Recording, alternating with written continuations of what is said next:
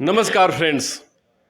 मैं आज ऐसे शख्सियत से बात करने आया हूं कि जो एक महान शिक्षक का पुत्र, भवेश चंद्र महंती जी का पुत्र, तृतीय पुत्र, जो झारखंड के राजनीति में पहली बार कदम रखे और पहली बार आते ही इन्होंने अपने काम का इस तरह से बौछार कर दिया जनता के लिए कि बहरा गोरा के लोग कहने लगे कि नेता हो तो समीर महंती जैसा। तो मैं समीर महंती जी से जानना चाहता हूं कि आपके पिताजी ने आपको विधायक के रूप में देखना चाहा था, क्योंकि बहुत अर्ली एज में वो हम लोगों के बीच नहीं रहे, या कोई और सरकारी पदाधिकारी के रूप में देखना चाह रहे थे। इससे शुरुआत करते हैं। देखिए, मेरा 17 साल का उम्र में मेरा पिताजी चले गए हैं, लेकिन उन्होंने हमको संस्कार दिए हैं, संस्कृति दी है, सभ्यता दिए है। और हमको लगता है ये संस्कार, संस्कृति और सभ्यता के कदम से ही हमको आज इतना बड़ा जिम्मेदारी मिला है। और ये हम तो सोचते हैं कि मेरे लिए सौभाग्य का विषय है कि ऊपर वाला हमको इस काम के लिए नियत किया है और हम इस काम को बेहतरीन ढंग से करेंगे, ये मेरा लक्ष्य है। देखिए, एक शिक्षक या शिक्षक जगत में रहे हुए लोग 17 साल की उम्र में इन्होंने पिताजी से बहुत कुछ सीखी होगी, जिसको आज ये जमीन पे उतारते हैं। समीर जी, आप पहली बार विधायक बने, आपके विधानसभा क्षेत्र में बहुत ऐसे नए नए काम हुए हैं। कई एक हॉस्पिटल्स का उद्घाटन, कुछ होने वाले हैं, कुछ हो चुके हैं। कई एक ऐसे योजनाओं पे सरकार का जो जेएमएम को समय मिला, कोविड में तो आप लोगों ने कमाल ही कर दिया था। ये सब चीज़ों को लेकर अभी कौन सी ऐसी योजना है खास जिस पर आप जोर दिए हुए हैं जनता के विकास के लिए? देखिए, अभी हम दो चीज़ के लिए तो जोर दिए है, चूँकि एजुकेशन जो है, दुनिया में अगर एजुकेशन नहीं होगा तो आदमी अंधकार में रहेगा और अंध रहेगा। हम एजुकेशन के लिए चकुलिया में ग्रेजुएट कॉलेज का प्रयास करें, बहुत जल्दी वो हो जाएगा। बहरागोड़ा में वोमेंस कॉलेज का प्रयास करें, वो भी हो जाएगा। चकुलिया में एक बड़ा आपका पार्क, करीब 22 करोड़ का पार्क वो तैयार हो रहा है। एक आई हॉस्पिटल के लिए सारा इंफ्रास्ट्रक्चर खड़ा हो गया, उसको भी हम लोग तैयार कर रहे हैं। और सदियों से जो एक परंपरा चल रहा है, क्योंकि हम एक ऐसा क्षेत्र में रहते हैं, हम त्रिवेणी संगम में रहते हैं, बंगाल, उड़ीसा और झारखंड के सीमावर्ती क्षेत्र में। और मेरे लिए दुर्भाग्य का विषय है कि वहाँ स्वास्थ्य मंत्री रहते समय भी वहाँ के मरीज को कभी बंगाल का भरोसा में, कभी उड़ीसा का भरोसा में, कभी ममता बनर्जी का दया करुणा कृपा का पात्र बनना पड़ता था, तो कभी नवीन पटनायक का दया कृपा का पात्र बनना पड़ता था, जो हमारे लिए दुर्भाग्य का विषय है। चूँकि हमारे क्षेत्र में नदी उस पार में गुड़ाबांधा एक ऐसा जगह है, उस जगह में मिट्टी और मुरुम खोदने से पन्ना और नीलम पत्थर मिलता है। और उस मिट्टी के ऊपर जो माँ खड़ा है, जो बहन खड़ी है, जो भाई खड़ा है, जो उनका परिजन है, उस परिजन को आज भी चिकित्सा के लिए अगर बंगाल और उड़ीसा जाना पड़ेगा, वो झारखंड के लिए दुर्भाग्य का विषय। बंगाल का भरोसा में, कभी उड़ीसा का भरोसा में, कभी ममता बनर्जी का दया करुणा कृपा का पात्र बनना पड़ता था, तो कभी नवीन पटनायक का दया कृपा का पात्र बनना पड़ता था, जो हमारे लिए दुर्भाग्य का विषय है। चूँकि हमारे क्षेत्र में नदी उस पार में गुड़ाबांधा एक ऐसा जगह है, उस जगह में मिट्टी और मुरुम खोदने से पन्ना और नीलम पत्थर मिलता है। और उस मिट्टी के ऊपर जो माँ खड़ा है, जो बहन खड़ी है, जो भाई खड़ा है, जो उनका परिजन है, उस परिजन को आज भी चिकित्सा के लिए अगर बंगाल और उड़ीसा जाना पड़ेगा, वो झारखंड के लिए दुर्भाग्य का विषय था।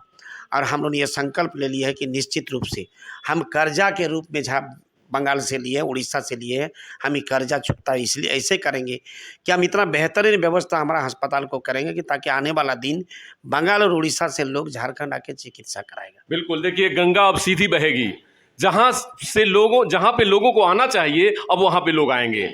बंगाल से, उड़ीसा से लोग आकर अगर इनके क्षेत्र में इलाज करवाते हैं तो उस क्षेत्र का नाम कितना होगा। और इन्होंने एक बहुत अच्छी बात कही कि जमीन के नीचे माँ प्रकृति ने जो संपदा और खनिज का राजा हमें बनाया, आज उसी के पुत्र जो है पैदल चल रहे हैं और उसी को रोजगार नहीं, उसी को स्वास्थ्य नहीं, शिक्षा नहीं। एक चीज मैं समीर जी जानना चाहता हूं कि वहां के लोगों का पलायन बहुत तेजी से रहता है, खासकर रोजगार पाने के लिए, और हमारी बेटियों का तो खास करके देखने को, क्या उसके रोकने के ऊपर कुछ कदम आप उठा रहे हैं और रोजगार का कुछ? देखिए, बेटियों को रोकने के लिए तो हमारे मुख्यमंत्री जो सावित्रीबाई फुले योजना, हमें भी आपको बताएं कि सावित्रीबाई फुले योजना ये है कि जनरली हमारे गांव क्षेत्र में क्या होता था, गरीबी के चलते एक परिवार में ही एक बेटा और बेटी पैदा हुआ है, अगर उनके पास साधन संसाधन व्यवस्था कम है तो बोलता कि बेटा को पढ़ाएंगे, बेटी को 5-6 क्लास तक पढ़ा के उसको छोड़वा देंगे, इसलिए कि आर्थिक स्थिति उतना मजबूत नहीं है कि एक परिवार अपना परिवार चलाने के बाद 2 बेटा बेटी को पढ़ा सकता है। हमारे मुख्यमंत्री क्लास 8 में पढ़ने के बाद 2500, 9 में 2500, 10 में 5000, 11 में 5,000, 12 में 5,000, फिर 18 साल का उम्र में उसको 20,000 फिर दिया, यानी 40,000 रुपया। इसलिए दिया 2-3 काम है। एक तो महिला के एजुकेशन को बढ़ाना है कि भाई 5-6 साल में पढ़ा छोड़ने का जरूरत नहीं है, उसको आगे पढ़ाओ, तो उसको पैसा दिया जा रहा। 18 साल का नीचे बहुत सारा शादी होता था, जिसके चलते समाज में एक कुप्रथा के साथ साथ उसका आपका शारीरिक स्थिति खराब हो जाता, कम उम्र में मर जाती थी।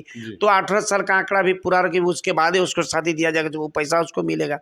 और ये जो संतुलन जो आज बिगड़ रहा है, आज 1000 इज इक्वल टू 700, 550 हो रहा है, 1000 में 750, इसलिए कि भ्रूण हत्या हो रही है। धीरे धीरे आंकड़ा घट रहा है। कल ऐसा होगा कि 1000 में 500, 400 हो जाएगा और प्रलय हो जाएगा विश्व में।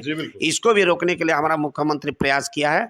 और महिला लोग गांव में बेटी पैदा होने से माँ बाप सिर में उसका आपका शारीरिक स्थिति खराब हो जाता, कम उम्र में मर जाती थी।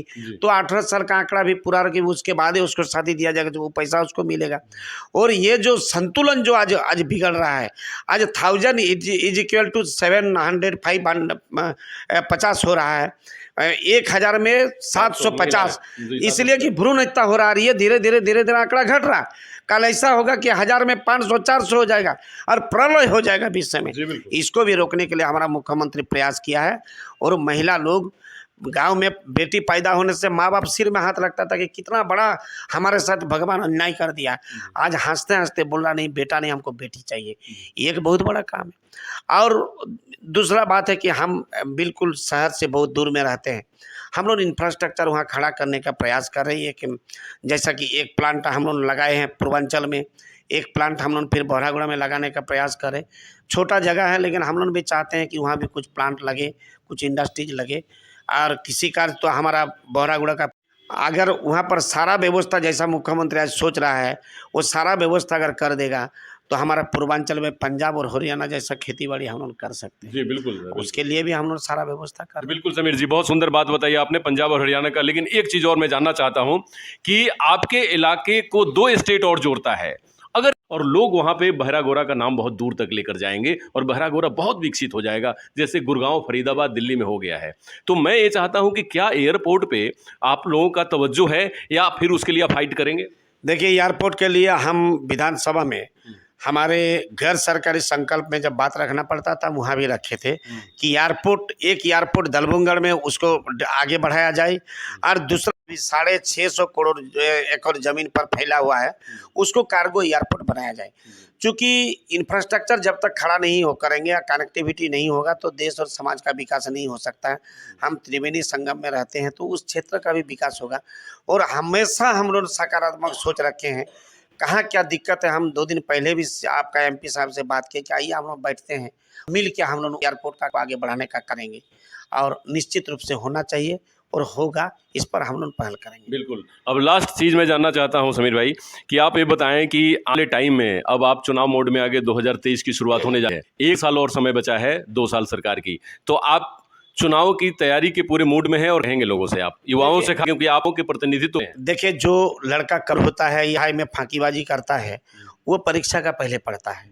क्योंकि हम लोग जब से हैं, उसका दूसरा दिन से अपना काम तैयार कर दिए, इतना जोर दिया कि एकदम फिर अलग से हमको समय देने का जरूरत नहीं। हम इतना मेहनत जितना दूसरा दिन से रहना, उतना मेहनत जोड़ने के लिए प्रयास कर 1 साल पहले से शुरू करता है। इसलिए मेरे पास नया चीज़ नहीं है। हम लोग आम लोगों के तरह जितना करते उतने ही काम में लोग संतुष्ट हो।